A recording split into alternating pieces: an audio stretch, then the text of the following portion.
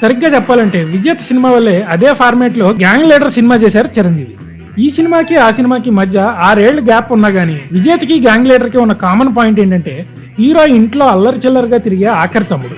చివరికి అతనికే బాధ్యత తెలిసి కుటుంబం బరువు నిలబెడతాడు. ఇదే పాయింట్ ని పట్టుకుని గ్యాంగ్ లీడర్ తో తన ఇమేజ్ మొత్తాన్ని ఒక మధ్య తరగతి సామాన్య యువకుడిగా మార్చేసుకున్నారు చిరంజీవి.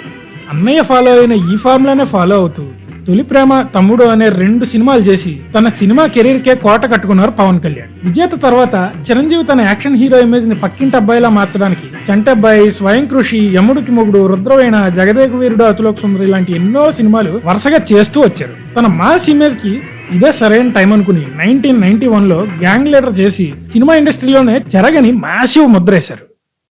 లిస్ట్ లో తర్వాత సినిమా లక్ష్మీ నరసింహ.